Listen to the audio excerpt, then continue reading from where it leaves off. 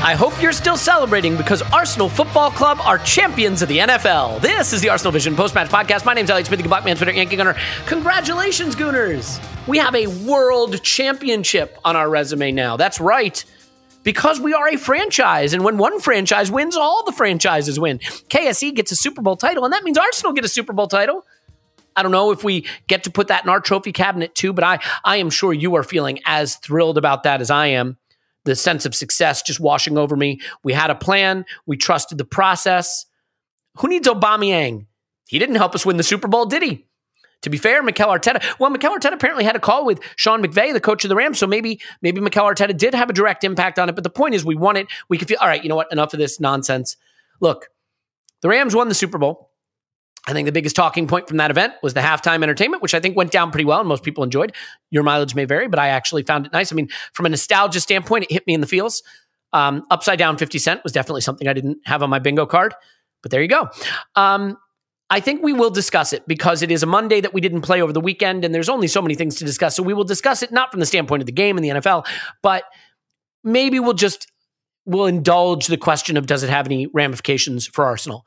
You can probably guess from my tone what my instincts on that are, but hey, why not? What else are we going to talk about? We'll talk about top four. We will laugh at Spurs and United. But look, if you really want to laugh at Spurs and United, yesterday we broke out the microphones and did a full Schadenfreude episode for patrons that also dives into the statistical possibilities for top four. So if you want to do that, you can check that out. But it's time to get the more important people into this podcast. Too late already, but let's do it. Tim's on Twitter. Hello, Tim. Hello there. Tim, are you celebrating your, I think the kids call it ratio of the official Wolverhampton Wanderers account on Twitter?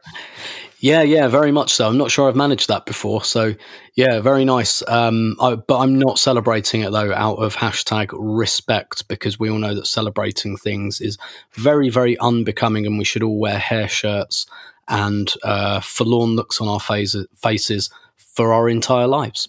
If there's one thing we know, it's that the world and life in general the past few years has been too fun and too enjoyable, and celebrating additional things is total, utter nonsense. It is decadence, and we should not engage in it. I agree. It's meretricious. That's what it is. Oh, there's a good word. See, I didn't have that one in my lexicon, but you had it. Okay, Clive's on Twitter at ClivePFC. Hello, Clive. Hello. You have anything you want to add to the vernacular today, and any perspicacity you want to drop on us? No, I'm thinking about football though. I've got some football thoughts going through my head. But you'll see when if they come out. Are you sitting far from your microphone only because you feel very atmospheric? You don't have that presence that we normally get from you, but it's okay. Okay, I'll have a look. But I don't want to direct you. I just want you to bring the genius and let me deal with the audio after the fact. But at the same time, Paul's on Twitter. Pause my pants. I'll pause. Woohoo! How was your weekend? Pause. Good. It was great. I see you're out there jinxing us with your Schadenfreude pod. Don't be giving me any shit over saying Ben White never gets injured. But no, it was a great weekend. I enjoyed watching and wallowing in the struggles, travails of our opponents while we won the Super Bowl. Yeah, luxuriating in it, you might say. Look, I did us all a favor. I did not tweet through the Wolves Spurs game. So I feel like I did my job, held my fire. I had to do a Schadenfreude pod though, because I was bursting at that point. It's kind of like when you've got a surprise party planned or a gift that you bought for a loved one and you want to tell them about it, but you're supposed to wait. So I was bursting with that. I couldn't wait to get it out. Tim, let's start with you real quick before we get into the Super Bowl nonsense and just how fantastic that is news for Arsenal and all our future titles. You did ratio the Wolves account on their, well, I guess what they thought was shade about the proper way to celebrate a victory. Yeah. I don't know. I mean, I feel like they lost the plot there. But I just want to wind back quickly. We've covered the Wolves game, but you were there. And my sense of it is you win that game 3-0 and you're celebrating, but it's more of a punch the air, fist pump, great, we won. The way we got through it, obviously, I think led to the sense of relief and the outpouring of celebration at full time. But I'm curious how big the moment felt for you, and maybe also a little bit just as someone who's at these grounds and experiences the rising tension of the moment. If you could feel maybe a Michael Oliver howler coming or feel something coming in that moment based on the way the temperature, the game and the refereeing was rising. Yeah, sure. So I'll deal with the raucous celebrations at full time, which I only experienced for a few seconds because Our train was delicately timed to the point where we could get a pint in before we got on the train, and we wanted to make sure we could do that. Priorities, because we hadn't done enough of that already. But I think I posted a picture at full time, and I think you can just see it in the picture I posted. Just lots of people, big chant of 1-0 to the Arsenal, lots of arms in the air, etc., etc. And that's why I just found like Ruben Neves' complaint like just so weird, because I saw it when I got on the train. I was like, what? Like, you were in the stadium as well, like like you weren't just like you're not like a 12-year-old on Twitter. Like, you were there. And like, look, frankly, bollocks to them. The whole like puritanical, you must not celebrate unless I say so stuff. Like, all of those people can just fuck all the way off. And I mean that very sincerely. It's not just something that's slightly annoying that I can ignore. It's like, you people are actually actively trying to make this less fun, and you should fuck off, quite frankly. Like, if you want to be miserable, that's your business. You're absolutely all right to be as miserable as you like, to celebrate what you like, to celebrate as little as you like. Do not inflict your neuroses on other people. It's very, very bad. You're bad people for doing this.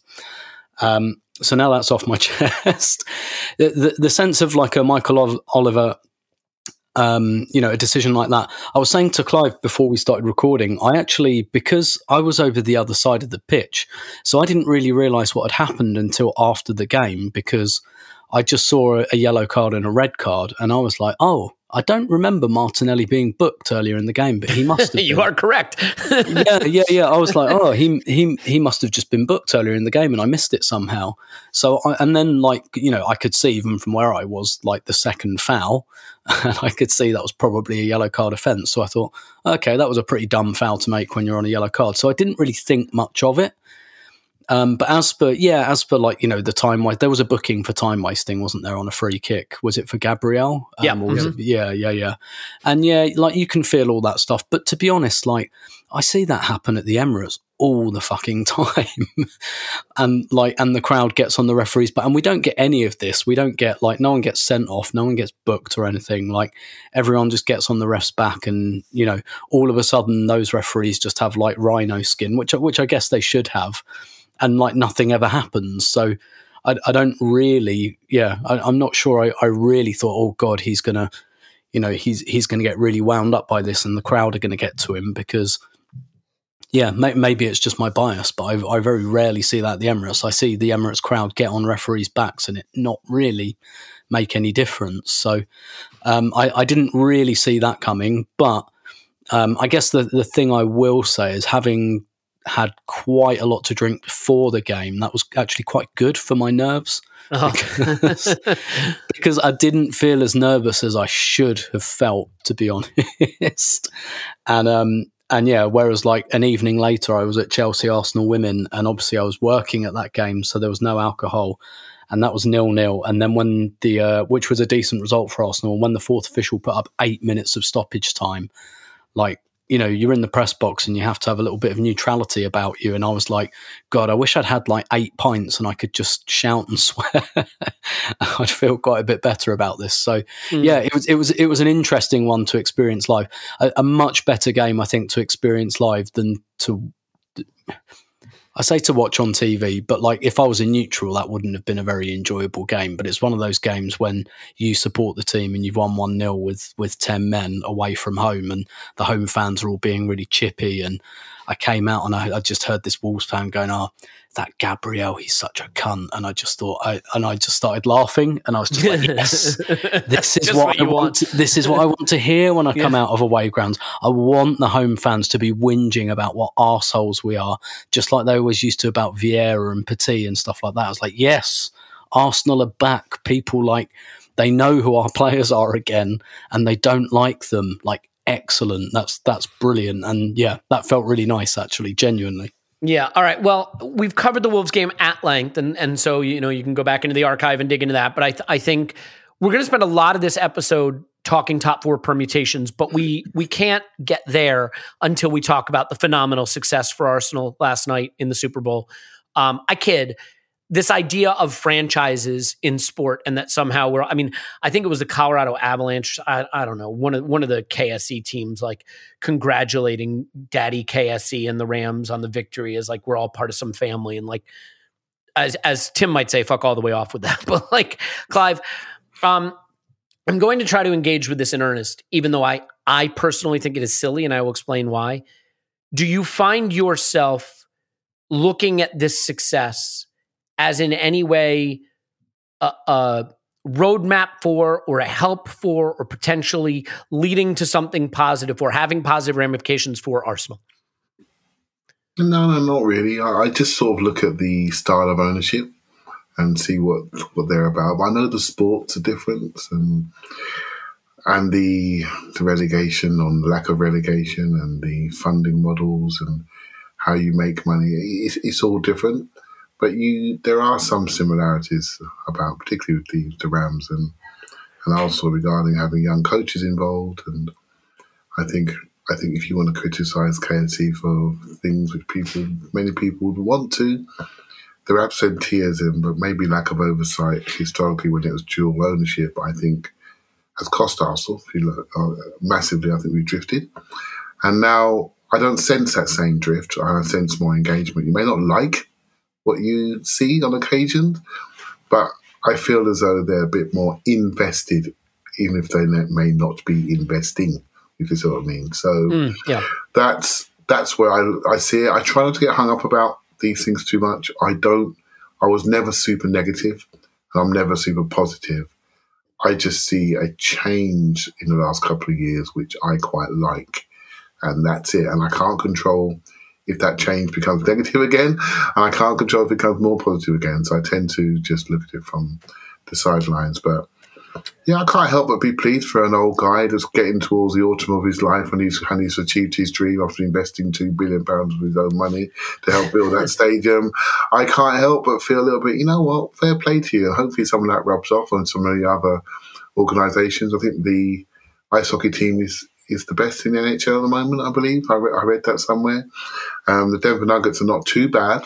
You know, Jamal Murray comes back in some sort of shape.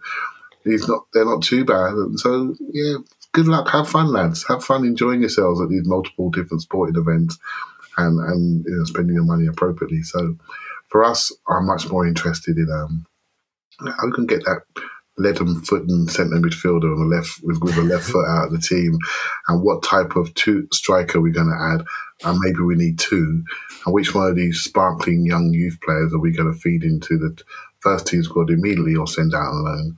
Those are sort of things in my mind, and last night's results doesn't change any of that. Yeah, you know what I would say, Clive? I think at a minimum, where I will engage with this in earnest is the fact that, like, if you have a business and it is owned by a conglomerate that owns other businesses, and those other businesses are bad at what they do, that's not a good sign for the future of your business. And if the people that own your business are good at what they do, that probably indicates that you may have more success. Just in the sense that being good at things tends to be a quality you want in people that own your businesses. And like KSE, I think at one point in time, kind of looked like a laughingstock just in terms of decision-making and oversight and the management of their various sports properties and the way that they operated. And like, that's not the case anymore. Does that mean that they've changed mentality about winning? Does that mean that they are more focused on it? I genuinely don't know. I know that they wanted to win with the Rams, although that can be related to the fact of the SoFi Stadium that they wanted to fill up and wanting to put a winning team in there, and what that meant for that massive real estate investment, which is really what Kroenke is about and knows. But like, I do think the fact that these individual sporting entities look a little bit better run individually, it points towards possibly us being better, Clive. At a minimum, points towards them maybe having a better sense of how to be good at this. Yeah, well, like I say, I think they've, ever since Tim Lewis arrived, really, things have changed. And I think, well, how can I say this? I think maybe there was a bit of wastage of money, shall we say, before. And now there's much better oversight in place. I think, yeah, great. Let's go. Let's hire better people. Let's watch what they do and judge them accordingly. If they're good, great. If they're not so good, they have to leave, right? And that's how it should be in a top organisation. So I sense that a bit more now. There's a little bit more accountability, a little bit more oversight. That's a good thing. And so, yeah, I'm all for that. Like I say, I was never massively down on them, and I'm going to just keep my counsel as such, because I cannot believe that these guys are as stupid as some people made them out to be. I just felt they were just asleep at the wheel, and now they've woken up, and the club is waking up, and I felt that we all feel that, shall we say, that we're in a better place than where we were, particularly during the duality ownership that we went through in the early 2000s. Yeah, and I mean that is an interesting point too, and one that we can maybe focus on. I think the bigger thing for Arsenal is KSE owning the entirety of the club as opposed to the shared ownership with Usmanov. But like, Paul, the reason I don't engage with this too earnestly is simply that, like, the model in the NFL for success and the model for success in European football and Premier League football, they're not remotely analogous. Because of salary caps, because of drafts, because of free agency rules and things like that. Yes, you have to spend to build a winner in the NFL, but your spending is at some level really capped, and you're going to make a profit regardless. You know, I mean, not on the property right away, but on the team itself. There is no, I sank $500 million into the squad to try to win at a massive loss to myself and my organization. That just does not exist in the NFL. There is not the ability to solve it purely with money. You know, I think that is maybe closer to a Major League Baseball model, although that has some limitations as well. But like in the NFL, that's just not the case. So the idea that like, he figured it out. You know, you get this kind of age and you go for these kind of stars and you build this kind of way. The squad building math and calculus and dynamics in the NFL are an entirely different species from what it is in the Premier League. So you cannot analogize those things and say that learning how to win in the NFL means that they will now learn how to win. So I think Giant Gunner put this well on Twitter. He said, in terms of the money side of this, he does not believe it will affect it at all. In terms of soft factors, it's a blank canvas, paint what you want. And that's where I agree, right? If you want to say like, maybe this excitement of winning something big in a major city will make them realize, I do like this and I do want to be more focused on this and I want this for Arsenal. Like, if you want to paint that canvas, it's a blank canvas, go ahead and paint it. If you want to say they now know the model for winning and they're going to put it into place at Arsenal, there is just no possibility in my mind that what they've learned from winning with the Rams has any ramifications for Arsenal from an economic standpoint. Yeah. Look, it doesn't hurt that they won. That's the first thing. That's for sure. Yeah, I agree with that. And, you know, it might help a little bit. Like we've had this issue with the Cronkies for a while. There's that quote that goes around that I think is misrepresentative of Stan saying, you don't get into the sports business to win. He was at a business convention and he's right? You're a fool if you get into the sports business to win rather than to maintain and grow your money. I don't think he said, do everything you can not to win, or winning's bad for business. But obviously the point is, don't throw money at winning stupidly. When you're run as a capital business, then there can be a healthy relationship between winning and trying to win, and both are important. Like if you have an organization where there's a sense that you're not trying to win in sports, that gets really toxic really quickly. See, in a sense, most of these clubs, franchises, etc., if they don't try and win, they'll go backwards. Now, we just won something. What's that say? Does it say anything huge? We, in the broadest sense, right? The Cronkies, our owners, won something. You know, I mean, the quotes from Stan were, I thought, pretty revealing. I don't know if you saw it after the game. He said, I had this feeling I'm not sure I've ever had before. It's called winning, and I haven't been hard like this in a decade, and I want some more of it. So I think that augurs well, right? He's at a stage in life. The other thing I think is that there's a difference between Stan and Josh, right? And he's given Josh the reins a little more, especially when it comes to Arsenal. I suspect Stan has realised he doesn't really understand soccer, football, Arsenal. He called it the Wild West at one stage, and he probably doesn't have the time and energy from his ranch running the LA thing. So Josh, I would be very surprised if that isn't basically his project.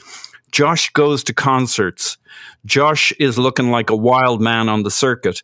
Josh has a pulse, right? Now, they're still running a business, but I don't think they're at all against winning. And apparently, they're not so bad that they block themselves winning. I think the other side of it is that fans have had this attitude that the Cronkies are crap, terrible, couldn't win if their lives depended on it or whatever. And that helps the narrative and therefore a bit of the relationship with supporters of the club, and will get them past these guys could never, would never, will never win anything, and maybe just softens or improves a little bit of the relationship of fans and owners. Doesn't change anything dramatically, but anything that helps a little bit is good. Yeah. I mean, anything that helps a little bit is good. And like, I guess I'd put it this way, right? Like, I guess on the one hand, you could be like, I do begrudge them winning because I hate that guy and I hate KSE and I don't want him to win. And like, I wouldn't tell you not to feel that way. I would only say, I don't know that it hurts us. I don't know that it helps us. Like, I don't have a strong take either way. I think that like, when you look at your ownership group, the one thing you want to believe in is competence. And competence in the NFL doesn't mean competence in the Premier League. But at a minimum, you can say, well, they're not complete buffoons, and that's got to be a good thing. And Tim, like, I think the only reason that like I can't make the intellectual leap to say this is going to help us is there are really two things that can help you win a Premier League and win a European title. One of them obviously is like good, smart people running the organization at the director of football level, at the managerial level, at the, at all of this sort of executive and behind the scenes levels, fine. But like, even with that, it's really money. If you look at who wins Premier Leagues, the wage bill determines 95% of the titles. Mm-hmm. You got a Liverpool title, you got a Leicester title, and the rest is Chelsea and City since United last won. What's the through line there? Wages. You look at the Champions League winners, it's not always the highest wage bill, but by and large, those are the teams that are thereabouts. And like, I don't know that winning a Super Bowl means that Stan's suddenly going to say, let's go pump $1 billion of wages in Arsenal. So but on the flip side, though, I will acknowledge that during the pandemic in particular, there's been a willingness to spend, and a willingness to spend in a way that very much outstrips any kind of profit because there's been huge losses. And whether those are funded by debt and how that has to be repaid, a little too in the weeds for now, and I don't want to get there. But so do you have any strong or even medium milquetoast takes on the Rams winning the Super Bowl meaning anything for Arsenal? Yeah, so I know very little about NFL, but my impression is that like people, like teams don't create dynasties with Super Bowls, right? Like teams don't win it year after year or dominate. The Patriots would be the closest thing, and it's just like, oh, we have Tom Brady, and yeah, exactly. So it's obviously not comparable for all the reasons you guys have just said. I think there are a couple of things really going on here. First off, like what you're talking about there with kind of like it's a harsh reality about spend because we've got Manchester City and Chelsea and Manchester United in our division. And it does make you think like fucking hell, how are we ever going to win the league? And what we're looking to do is like it is handcuff lightning, to quote Muhammad Ali. It's like the season we went closest, 2015-16, the Leicester season, and that was when all of the our big rivals were out of whack. Like I think City, was that their first year under Guardiola, and they were still working that out, and like United were rubbish, and Chelsea were having their meltdown season where they finished there was a big confluence of factors that had to work in our favour for us to even come close to it. But then like the biggest unexpected factor of them all trumped it all with Leicester coming in. But like essentially what we're looking at is like, maybe in the year or two after Guardiola and Klopp go, maybe we can have a crack at it then when those clubs are in a bit of transition.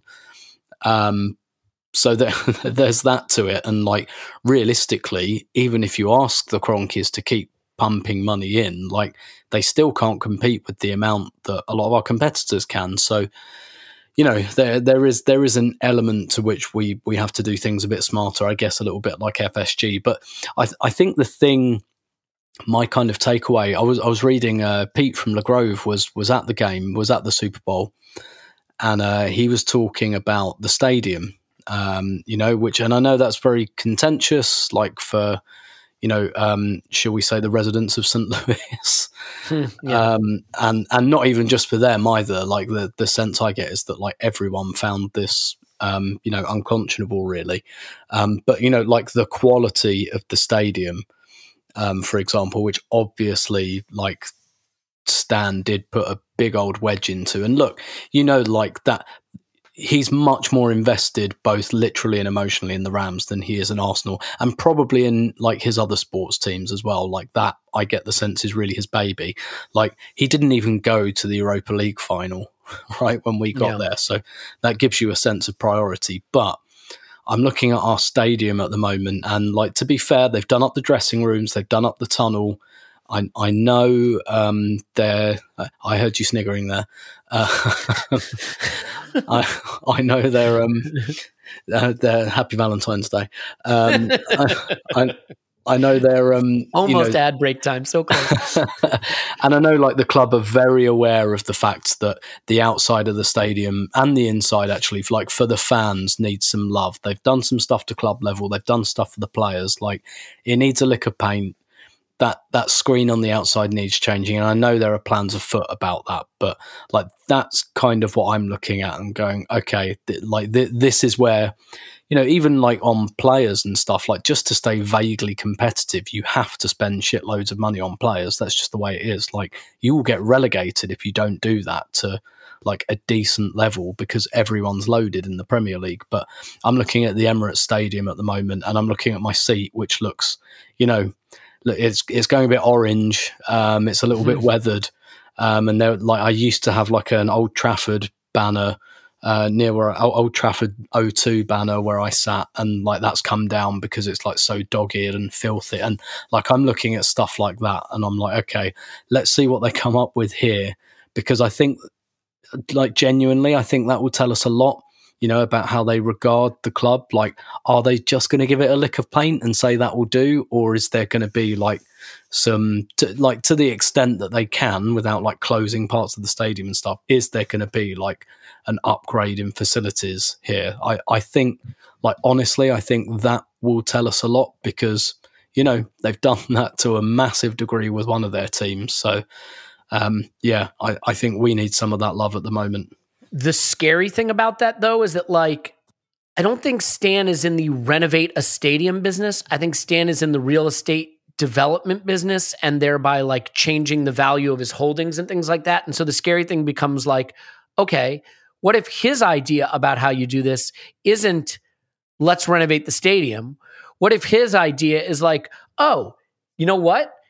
I'm going to buy up a huge plot of land in Windsor, and Arsenal's going to play in Windsor now. So yeah, I've literally picked like a place at random, by the way, that was on my mind for unrelated reasons. But you get my point, Tim. Like Stan likes moving his teams, and Stan likes developing real estate. And the idea of Stan being like, oh, here's an area of undeveloped land where I can like help gentrify this community, and there can be shops, and there can be hospitality, and there can be entertainment complexes, and you know, and I can build a modern new stadium, and it's going to enhance the value of the club, because when you buy it, you get that entire economic activity around it. Like, I don't know that just renovating a stadium to make it nicer for the fans and more appealing is necessarily his vision for how you do this. I'm hoping it's Josh's. Fair enough. Yeah, because the thing is, it needs doing, and it's about to be done. It's not just like being done out of the goodness of their hearts. Like the stadium's 16 years old, and it looks it. It just needs a little something. And like, so I'm looking at the extent of that. Is it just a lick of paint, or is there like, because that's the kind of investment as well where, you know, the return's kind of invisible because the stadium sells out every week. So they don't necessarily have to do it if they don't want to, but like that will, I just think it will be like a little insight into how like involved and invested they feel. Fair enough. Yeah, I think it's about pride.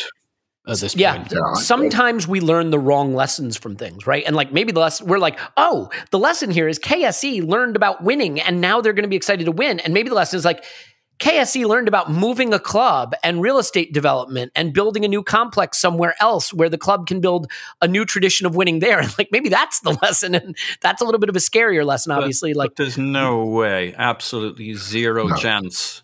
That's what I'm saving that clip of audio for when it and at the time Paul said there's absolutely no way. Like the one thing we got from the ESL debacle was they realized what happens when you hit the third rail of British football. You don't fuck with tradition. I just want to point something out, right?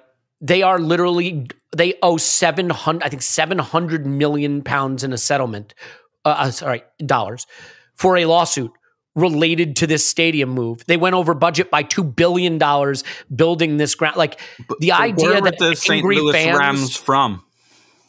Well, I mean, I guess they were from LA. Well, I mean, not if you go back far enough. None of these teams are from anywhere. It's all culture, right? You can do that in America. It upset people a lot, but you can do it.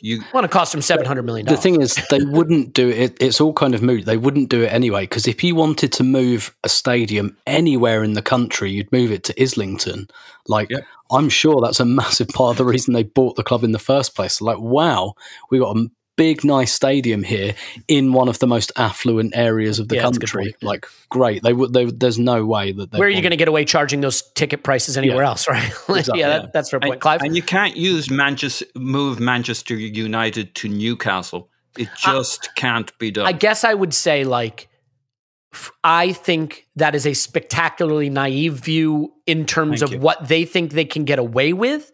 But in terms of whether it can realistically be done, I maybe do agree with you. And I think Tim's point, they may not do it. Like it's never been done, ever. Right. I know. Apart from by Arsenal. But it's in London, right? There you go. Touche. It's in London, and the history, Tim. But there was a time you could move clubs around London. Can you see any scenario they move away from the Islington area? No. It's just not doable. No. I don't think it makes business sense. Is the better reason?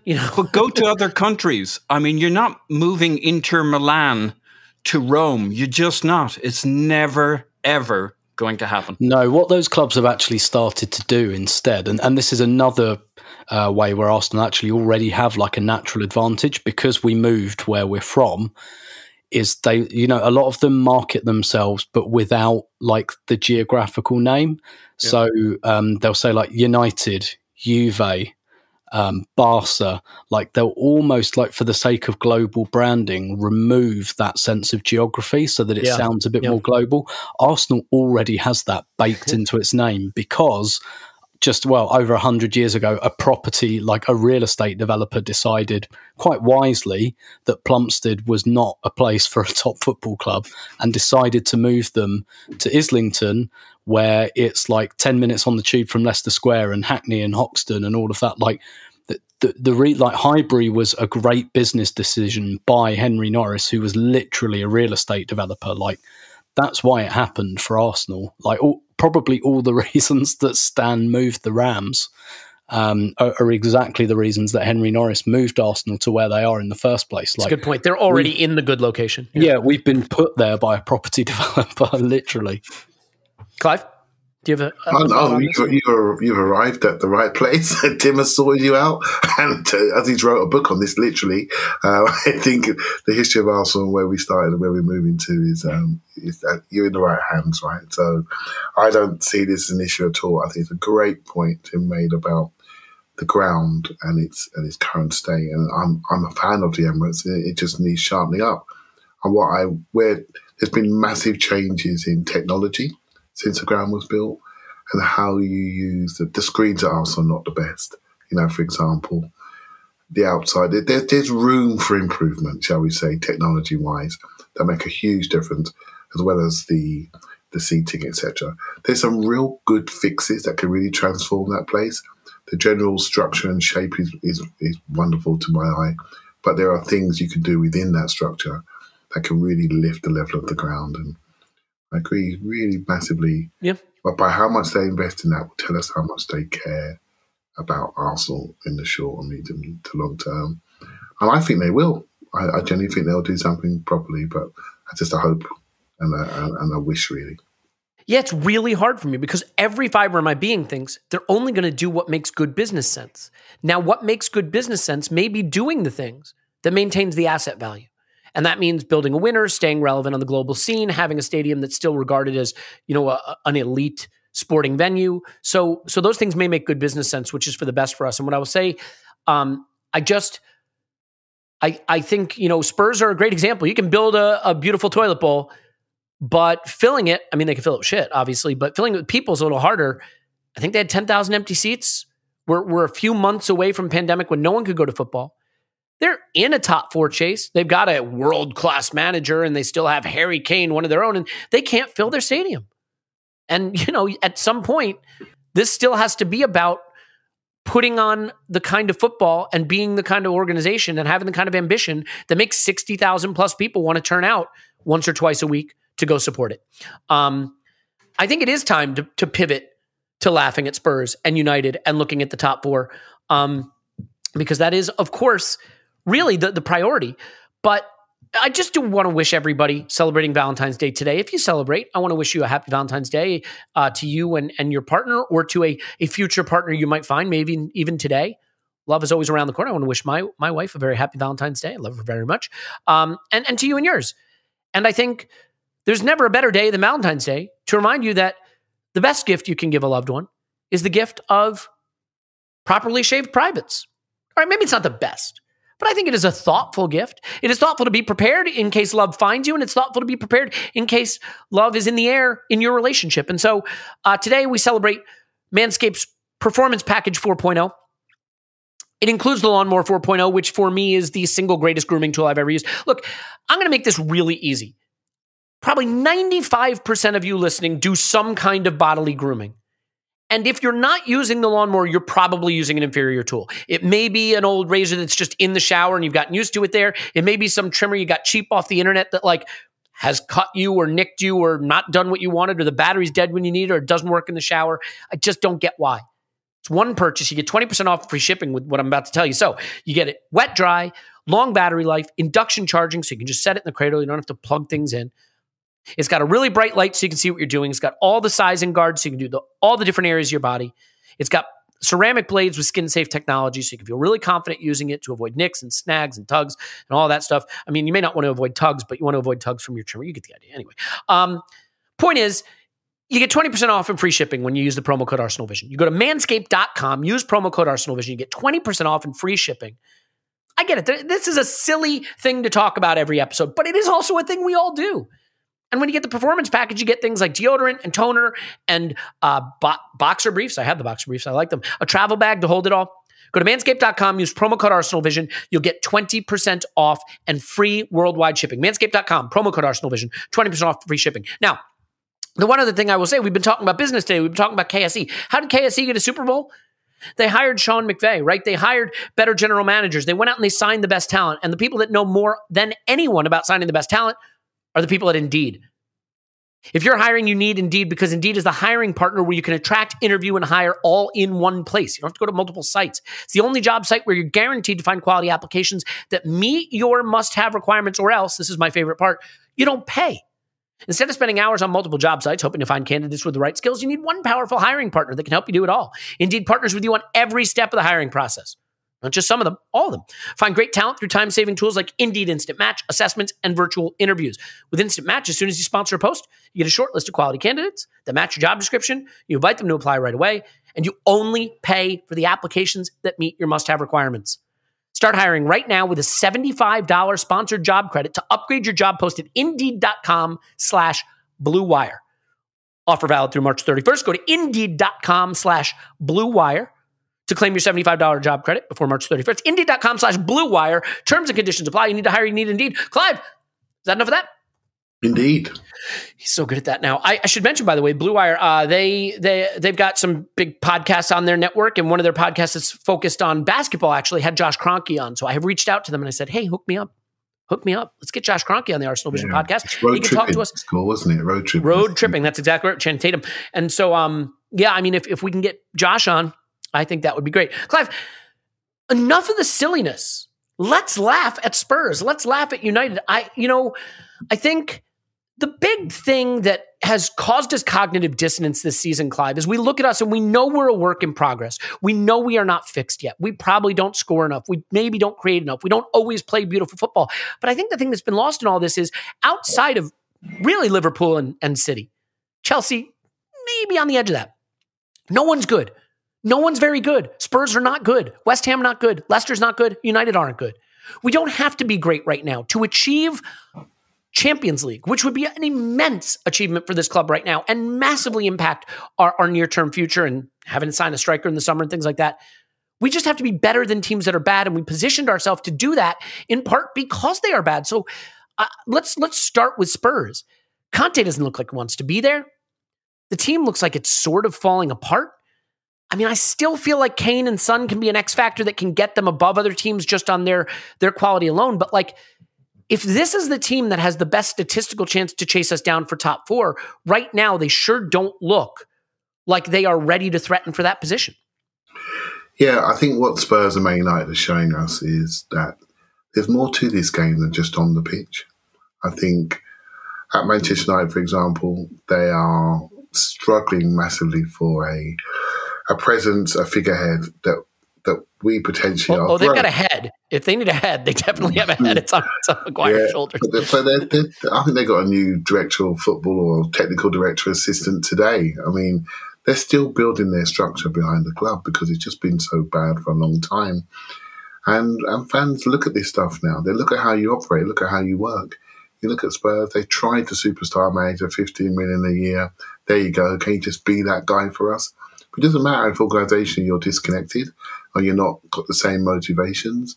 Daniel Levy's got his motivations, which is to plump up the organisation so he can sell it, no doubt. And Mourinho and Conte, they've got their own things they want to do, which is probably make some money, get a payoff, and try to win and test the structure of the club, which isn't there, and it's very dependent on a few players. I really feel there's a podcast out there, and I don't think people can catch it today. Gary Neville does a podcast every single week, and there's a section on Manchester United, and I urge everyone to listen to it because he's massively honest about them. Obviously, he's a fan and he's a player, and I feel as though when he talks, he's talking from knowledge and information, and he's talking about the leaks within the club. He's talking about the organisation, but what he's really saying, if you just listen to this and just put the word Arsenal in there, this is where we were 2-3 years ago, and I found myself listening to it smiling because we're no longer there. We do have a squad that's now building with the right motivations. We do have a structure where we like the people in it or not. It's clear. It's clearer. The manager seems to have some level of autonomy and control and can upward manage, and he's trying to run his team based on his identity and his way of the road. People don't always like it, but he's doing it, right? And he's developing a persona for himself. And I look at these clubs, I look at Conte, you've already nailed it. Is he half in the door and half out the door? Ralph Rangnick, is he a manager or is he a technical director? They're waiting for a manager. They're in disarray. They're a superstar club with lots of revenue and lots of really shiny players and shiny big stadium for Spurs case. And by the way, Manchester United, you think Arsenal Stadium's got a bit of disrepair, you want to go to Old Trafford and have a look what's going on there, right? So there's so much bad operating in those two clubs in different ways that manifests itself on the football pitch. And I think if you flip it to Arsenal, we're on the way up. But we don't talk about this stuff anymore. We're not talking about the absolute shocking organisation we were 2-3 years ago, which I very much on this podcast, we spoke about it a lot, right? So this is being changed now, and it is painful. And sometimes we don't agree the way those changes happen, the management style. But I urge you to just hang in there because this is the right way to go. And if you're not sure, look at Man United, look at Spurs, and look at how they're run. and then flip your mind slightly to Liverpool. Look what they did with their new striker signing and how he fits that team like a glove. The way they can do that because they run properly in the background. They run properly. They identify people for their club.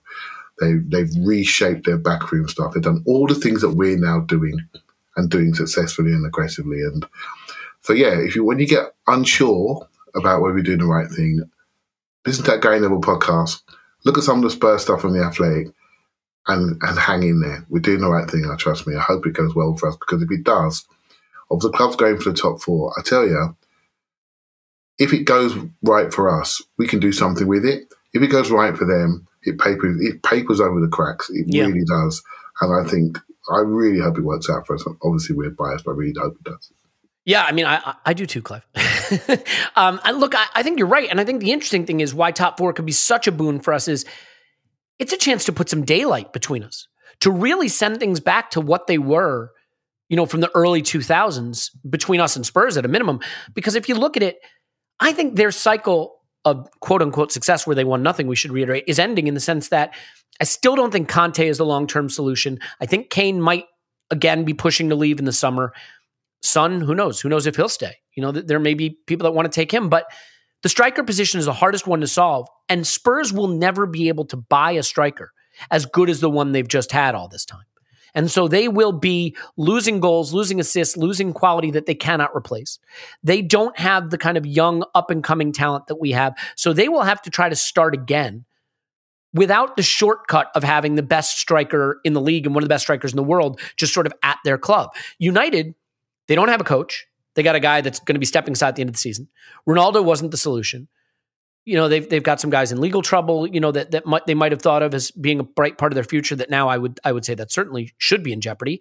Some of their other young players have not worked out and moved on. Like they are in a potential changing cycle as well. Now they have enough money that maybe they can just buy their way out of it, but that has not worked for them for years. And so if we get into the Champions League and we have more money and we have more prestige and we can attract the talent we need to fill in around the bright young talent, maybe we can put some distance between them. Tim, I do want to discuss this intelligently, ideally, but I also think we should at least take a moment to laugh at Harry Maguire as well. Like every next game with Harry Maguire is another highlight that is astonishing. I don't know that it was a penalty in that game against Southampton late, but like the way he got turned, the way he couldn't recover, he blunderbusses into the guy. Like he is a hilarious must-watch bit of blockbuster entertainment right now. I find him to be a treasure. Yeah, absolutely. It makes a change for it to not be an Arsenal centre half. Isn't that amazing? Doing that, and actually, famous last words. Maybe I'm not really sure we have any centre halves like that anymore. Like I'm reasonably happy with Ben White and Gabriel and like Rob Holding. Like we had the Pablo Mari against Lukaku experience at the very beginning of the season, but that's I guess so. I think the thing that interests me about United, and I've been doing some reading about this over the weekend because I'm really trying to get a sense of what people who watch every second of every United game think. And there just seems to be this kind of tension, because if you look at the way they're throwing away leads at the moment, like they keep going 1-0 up, playing well in the first half and then fading, which is exactly the opposite of what they were doing under Solskjaer last year. But they're trying to play the exact opposite football to what they were last year. Like last year, they were very reactive. They liked games to be basketball games because they backed their attacking talent to get them through those games. Whereas under Rangnick, they're trying to play with more control. And one of the things I was reading was like, it's not, well, like Ralph Hasenhüttl said, right? He used this phrase, something like, it's not a secret that their reverse gears aren't all there, or something like that. Yeah. And like, of course, Hasenhüttl comes from the same kind of finishing school as Rangnick, really. He comes from that Red Bull kind of college, I'd call it, plays that 4-2-2. Like, he knows exactly what Rangnick's trying to do at United and was probably the best place to exploit it. But the way I read that quote was, this is just a case of United's team getting used to the increased physical demands of Rangnick's football, and that's why they keep coughing up games in the second half. And obviously, they to play that kind of pressing football, you can't have Ronaldo or Cavani up front. And what they've been trying to do is play Sancho as more of a second striker, just because I think they'd prefer to have him in the press. So off the ball, they go into a 4-4-2, and Sancho comes off that right wing. So like they're trying to do slightly different stuff, and in one respect, you could say this is just an adjustment period, and they're just getting used to things. But then there's this other kind of school of thought, that this United team seem like a really whiny lot. Like every other week, there seems to be a story about how we don't like training. Training's not exactly as we like. Like I don't know what they want to do in training. Like I don't know. Like maybe the Ted Lasso thing. Yeah. It's just Gary like Neville was saying that all the players, well, not all the players, a number of the players are leaking to the media and the press, and I think it was last he was Friday. saying, I know who it is. Yeah. They've been making out that Rangnick's assistant is basically a Ted Lasso character. Which seems like a small thing, but you're then starting to paint the whole management setup as like this somewhat laughable, ridiculous thing that nobody's buying into. Like, I think this is really deliciously toxic and going. And to your point, Tim, do you think there's anything like one of the things that's always stuck out to me was this Alanga guy, right? This kid coming through who, I mean, he's fine. He's played okay, but Rangnick seems to be very attached to him. And it seems to be like almost his stalking horse for where he wants to go. These young guys who give it all, and it just doesn't fit. Like Ronaldo's still on it's like, there's no way you're going to fix this in 6 months by trying to get a couple of Alangas into your team. Yeah, exactly. And like the other thing I was reading, I mean, because the other school of thought, the one school of thought is, well, they're just adjusting to a more high intensity style of football. The other school of thought was, well, actually, this is a team of superstars that's been built to be superstars, and they don't want to do that. And what was happening, like when they, cough up goals again, like he said something about they lost their composure in all of these games. And what's happening is basically when they're knackered and teams equalise, Paul Pogba goes deeper and deeper because he wants the ball, like, give me the ball, and he ends up at centre-back. And Bruno Fernandes does the opposite and goes, right, I'm going up front because I want to rescue the day. And Ronaldo, we all know what Ronaldo's like. And they start trying to find individual solutions, whereas Rangnick is very like, no, stay in your structure and you'll find the solution. And so there's another school of thought that they are just a team of individuals. And actually, I think this latest league has backfired on them big time, because I think everyone's reaction is not, oh, this Rangnick guy must be a joker. I think the reaction now is, you keep fucking complaining about everything. Like, and actually, like the read I'm getting from United fans is, we've had enough of you leaking and whinging about training all the time. And like, you've had different managers, like, just shut up and get on with it. It's like a big sense I'm getting from United fans, which I'm really enjoying. And I think to fix it, and I hope they never do, they are going to have to rip pieces out of this. Like, Ronaldo obviously can't stay there. I don't see how that works, but like, where's he going to go? Pogba probably has to go. They definitely have a Harry Maguire problem. Like, it is incredibly fun to watch him. He is a mess. I don't know if they have any pieces there that they really can build around. And, obviously legal issues have made that more complicated. So, and Elliot, could I add on to your please. thought that, the scary thing is they could spend money to get their way out of it. And as you pointed out, it hasn't worked so far. But I also think it's the wrong answer, right? Because they need a reset. And they need a project, kind of like we have. Yeah. Instead of just. I've been trying to come off mute to say the same thing. Go ahead. But the problem is, because they're like this publicly traded company with all this money, they don't feel like they have the patience for a project. United's not supposed to need and all a project. the branding. So they need, like when they're bad, they need superstars, because then they still get their Chevrolet deal and their this and their that, and they had to get Ronaldo. What did they need Ronaldo? Did they want Ronaldo? He just couldn't go to City, and they needed it to inflate their brand, but also to stop it getting diminished by Ronaldo being at City now, the new Manchester. And like they got so many competing forces that stopped them looking at the long term. And we had the luxury of not having any of those problems, not having enough money, not having enough brand, that like it maybe has turned us on us. My fear is that what we're doing will work and other people will start copying it really quickly. Not United, but other teams will say, here's why let's go big.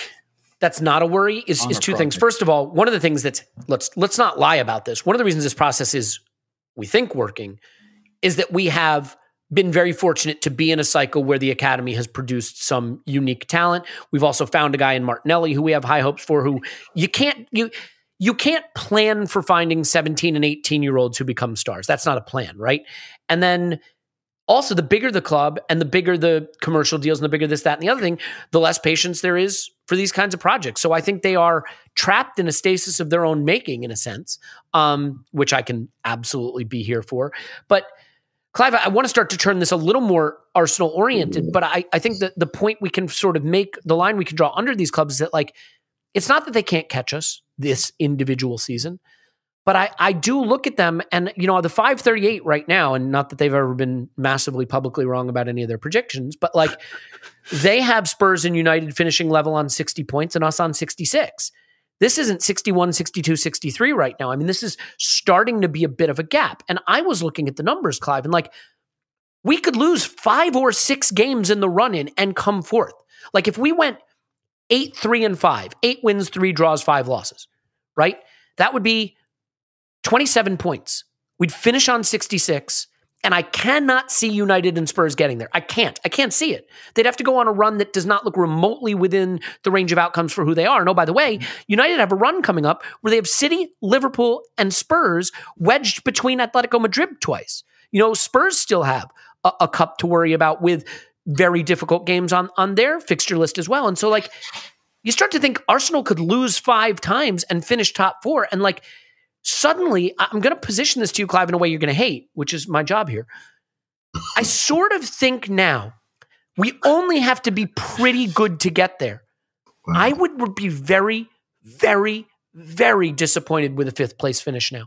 I think it would mean that a team that is not good got past us. And the only way I see that happening is if we lose like 6 or 7 times in the run-in. So is it fair to position this now as not just something we can do, but something we should do? I'm trying to hold on to the should thing. I don't think we're there yet. The last home game I went to, we spent 90 minutes knocking at the door and couldn't score a goal. True. Right? Things changed. No Xhaka, no party, no Tomiyasu. Yeah, there were some mitigating there were some things there, and we were tired, etc., etc. Yeah. That's what happens. That is what happens in football, right? Who'd have thought Newcastle win 3 games on the bounce? It can change really quickly. Well, they've lost Trippier now, so that's done. Yeah, and that can change. Things can change really, really quickly. Wolves, a low-scoring team, pop off to Spurs, score 2 goals in 10 minutes. See you later, Spurs. It can just happen. And I don't want to go and sound like a manager, but it is one game at a time mode. We've got 2 home games coming up, and if we win them both, the excitement levels are going to be massive because people are going to see us in the table with the right level of games behind us, looking at reorganised fixtures, and suddenly we're going to feel we should win. And when you have to manage that expectation and a young squad manage that expectation, that's going to be a challenge again. So people are looking at Spurs and saying, oh, well, we should come ahead. If they come ahead of us, it's a failure. I had the same conversation with Tom this morning. It's a failure because we're better than them. We haven't been better than them for 5 years. Right, they're the ones with the expensive managers and the £1 billion stadium, and England's captain, a centre forward. The fact that we look at them and we think, you know what, we are better than you, but we need to do it. We need to show it, and the only way you do that is on the pitch, and it's not what we think. And I've always felt, as you know, Elliot, I said this last year, I didn't want us in Europe. I thought it was a distraction. The Thursday, Sunday thing was killing us. It made squad management and selection too challenging. Every podcast we sat on, you killed the manager, quite rightly, for some of those selection changes. I thought by not being in Europe, that reduces the decisions he has to make. Yep. It gives us clarity, gives us time, gives us a chance to build something.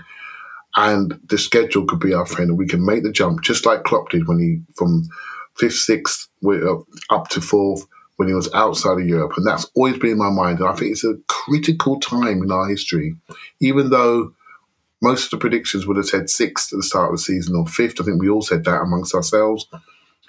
I had this hunch for 4th because of the special circumstances of us not being in Europe for the first time in 25 years. And it's hopefully panning out this way, but it feels tenuous because of the lack of depth in certain positions on the squad. and we need some fortune. And I feel we need somebody to get hot who's not hot now in the striking areas. And my eyes are looking around a couple of players in those areas that are not, one may have to move position and one's not in the starting 11 at the moment. And I think we're going to need all of those forward players to impact the team in some way. And that's where my thoughts are currently. And if that happens and we get those extra goals that we need, I think we've got a fantastic chance of reaching the promised land of fourth place again. Yeah. I mean, look, my opinion is that for Spurs to get top 4 now, they probably need 30 points in 16 games. It's almost a 72-point pace. I think that's what they would have to do the rest of the season to get there.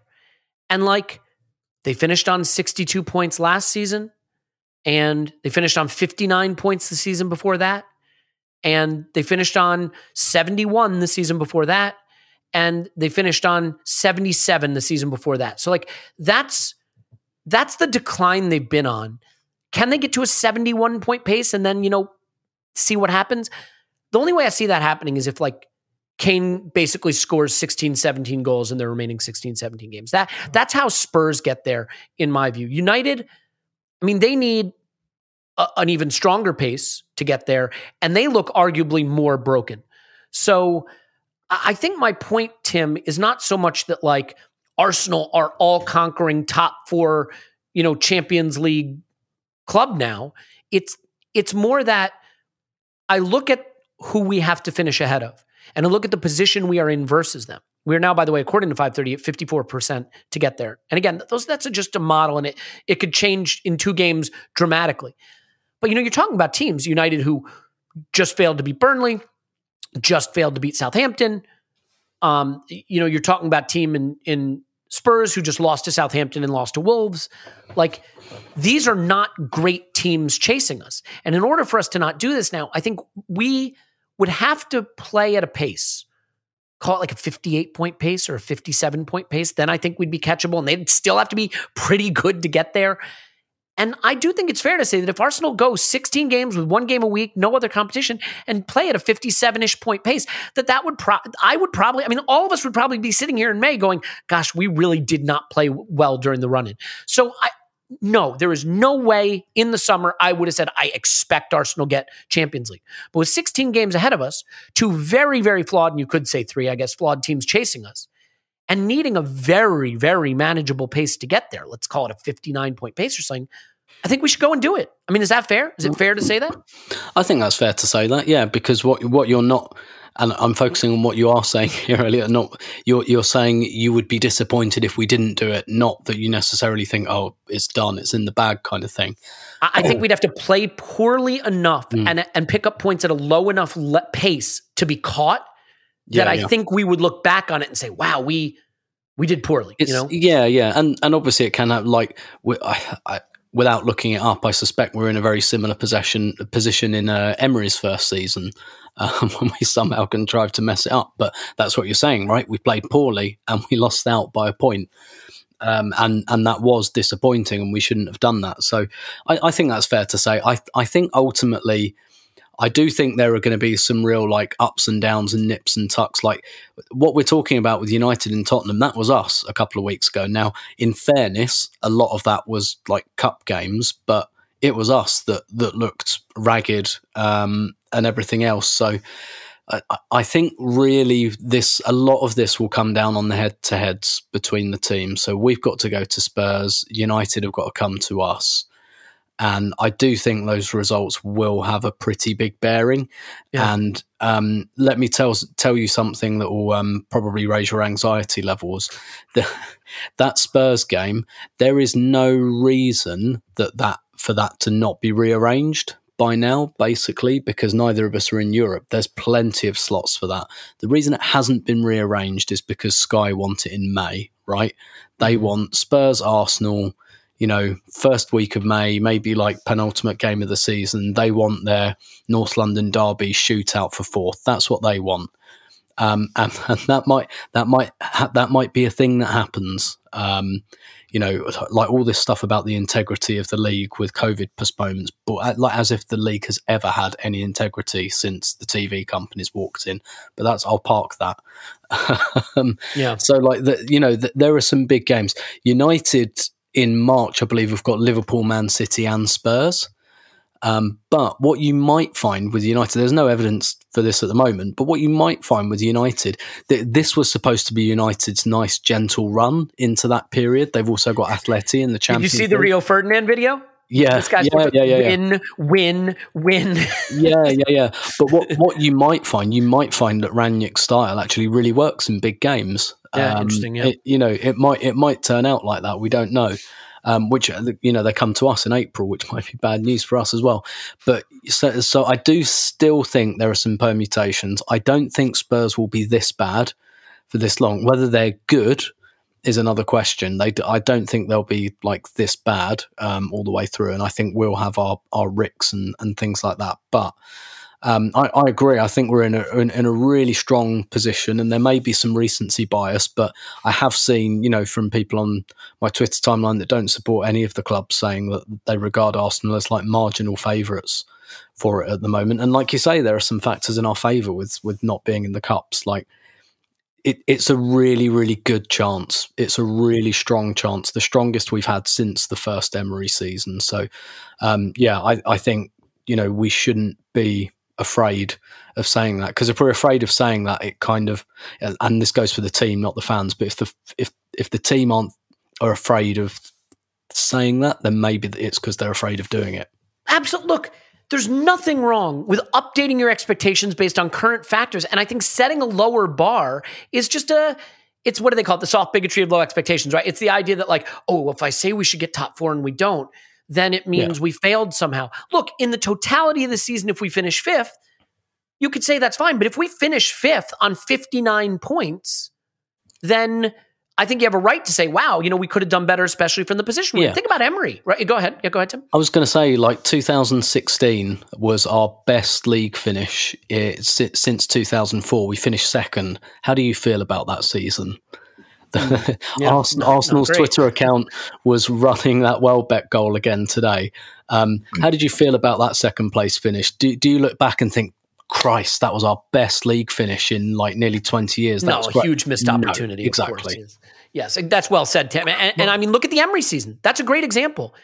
Emery had us right there in touching distance for 4th place, which is something we've not achieved since. And that was viewed as a calamitous disaster because we were right there and we pissed it away against Palace and we pissed it away against, I think, Brighton and other teams. The reality is, I mean, I'm going to say something that people are going to regard as crazy, but I think this is true. We'll see if it's true. But I think that we could lose to Chelsea, lose to Liverpool, lose to United, lose to Spurs, and lose to West Ham, and still finish 4th. Because I think 66 points will get it done. And we could lose all of those games and still comfortably finish on 66 or 67 points. And I only say that to emphasize how up for grabs for us this is, how there it is for us.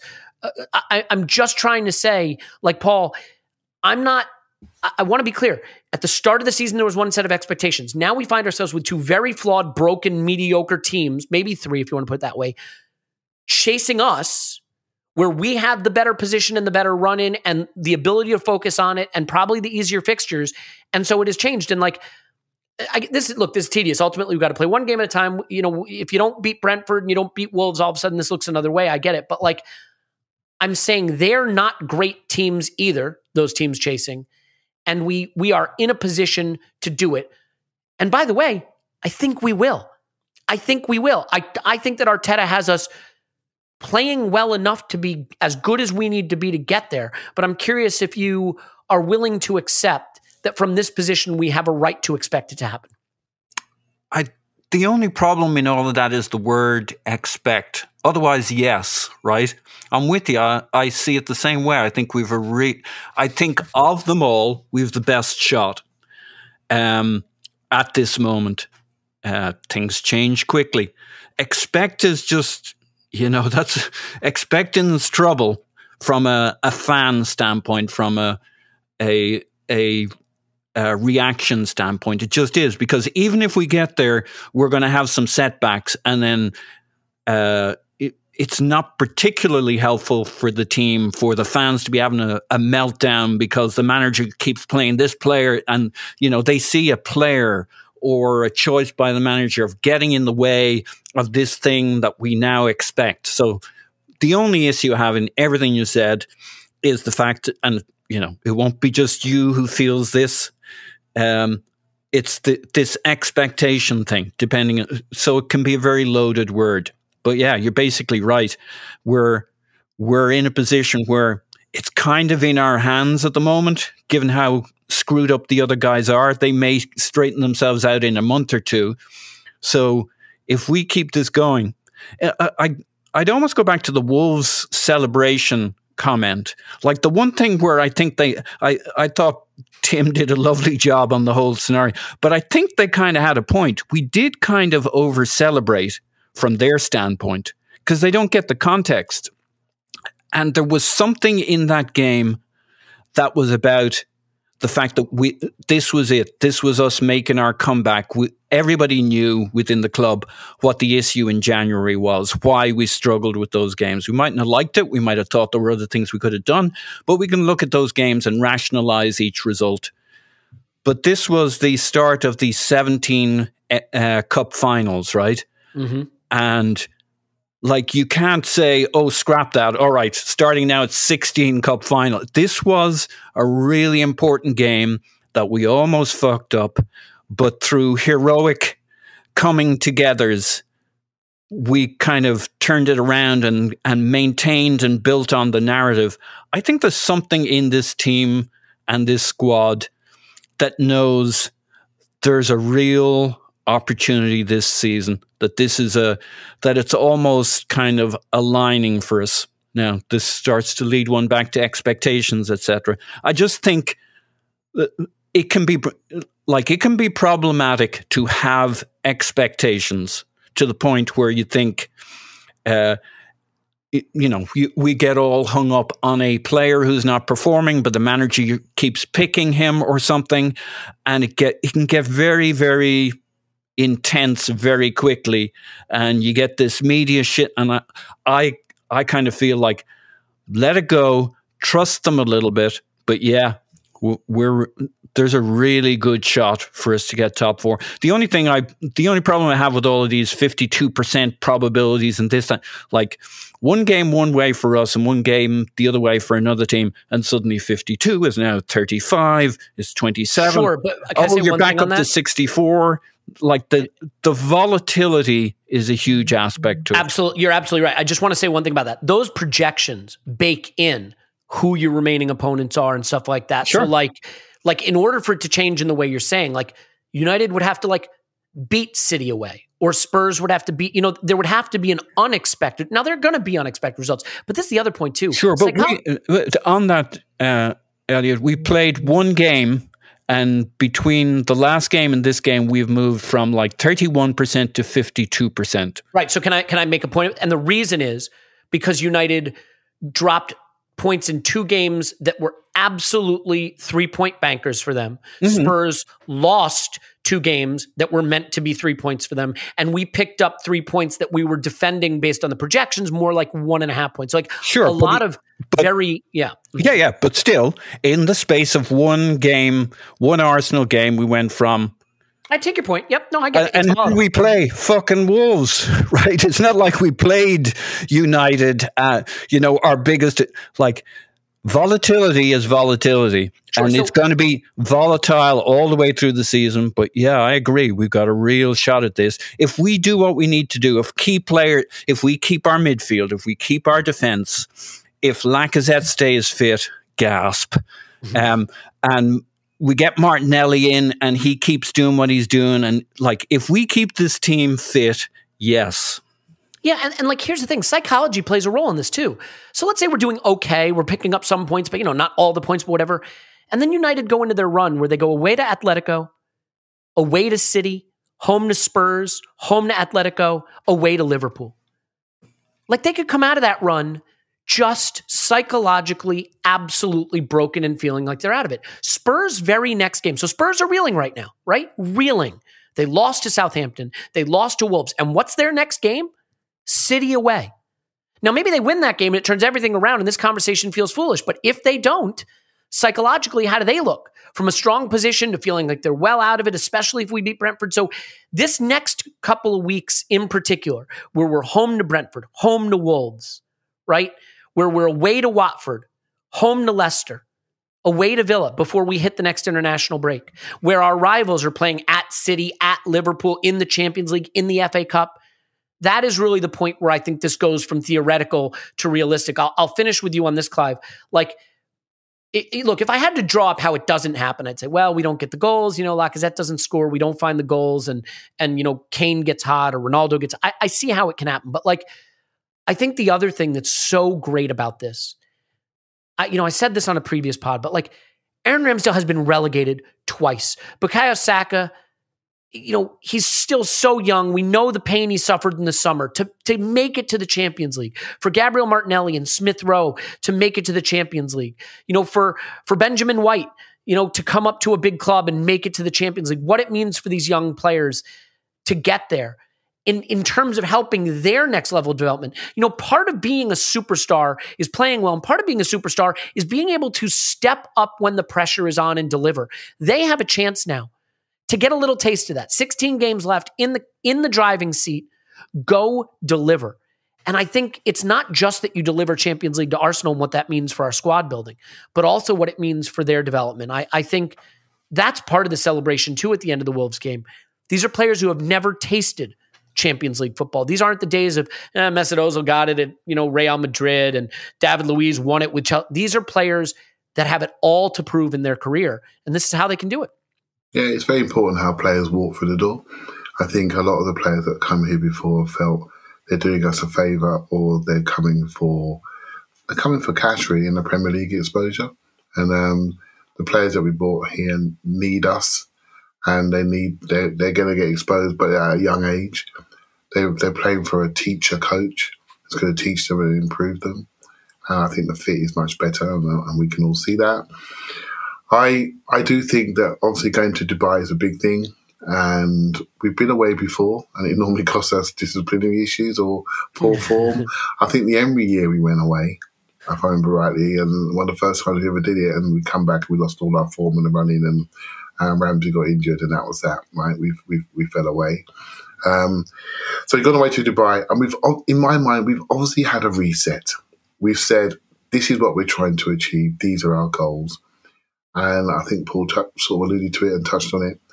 That was what's behind the Wolves celebrations. It's the first step of many. And it meant something. And they all know what it meant.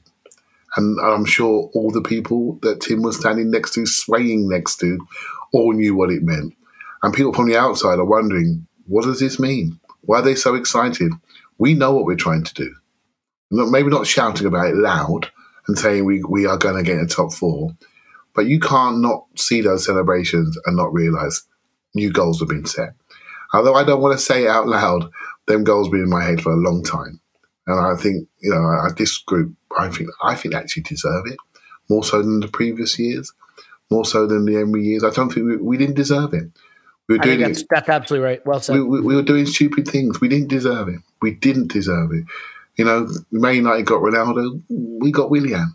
It's the same anxiety that made us get it. Do you know what I mean? And we dropped him on top of somebody, our record signing, and put him in his position and sat him down. Stupid. We didn't deserve it, mate. We're stupid. Right? So, and there were so many stupid things that we did. If we get it now, I feel we deserve it. I think these players deserve it. I think the club has made better decisions. The club deserves it. I'm trying to hold on to my emotions, really, because if we don't get it, I'll be as disappointed as anybody, even though the start of the year, 5th was fine. Sure. But it's not fine anymore, right? But can I give you a point on that? I think this is so important. And Tim sort of hit on this, I feel like. If Leicester hadn't won the title that season, would they be disappointed? They'd be devastated. If you had told Leicester fans going into that season, you'll be devastated that you didn't win the title, they would have laughed at you. You can only interact with the realities as they exist. And I know for the people that believe in jinxes, and I have a hell of a jinx on me, I know, they will be furious with this whole conversation. Shut up, take it a game at a time, don't do this. But like, I just want to make the point that like, no one thinks we were good in the league last season. Do we think we had a good league season last year? No, we finished on 61 points. If we play at a 61-point pace the rest of the way, we'll finish on 65 points, and I bet you we'll be top 4. We only need to be as good the rest of the way as we were last season. Is it fair to expect us to be as good as we were last season during this run-in? I think that's fair, and I think we can. And that's why I think the expectation word can be thrown around a little bit. Now, at the very, very, very end of the season, if we don't get there, well, I say the season was a failure, disaster, everybody needs to lose their job. I mean, we'll have to see how it happens. But I certainly think from where we sit right now, we have every right to say, you got yourself in the position. The other teams have wilted. Now just go do the easy part. And I think we will, but let's see. You know, the spacing of the games is going to be frustrating. We want to go play them, but we've also been given a little bit of luck. The Liverpool game postponed, the Chelsea game postponed. So our next run of games during a period where Spurs and United have some tough ones are all, I hate the word manageable, because in the Premier League, manageable games can look like disasters very quickly. But this is the job. Next step, go beat Brentford at home. And hopefully you will. Tim's on Twitter. Roberto, thanks, Tim. My pleasure as always. Paul's on Twitter. Pause my pants. Thanks, Pause. Woohoo! Clive's on Twitter. Clive PFC. Thanks, Clive. Thank you very much. My name's Elliot Smith, the Black Yankee Gunner. We'll have a lot of stuff coming up this week. I think we're going to do a Wolves rewatch to some extent. We'll probably do a data rewatch too, and then marry those two together, see how they work together, and go from there. Lots of other stuff. The Schadenfreude pod is out there if you want to listen to it, but there'll be another pod coming up later this week. So something for everyone. Congrats again to Arsenal, world champions. A Super Bowl for Arsenal. Who would have thought that would be in our trophy cabinet? But indeed it is. We love you, and we will talk to you after Arsenal 10, Brentford 0.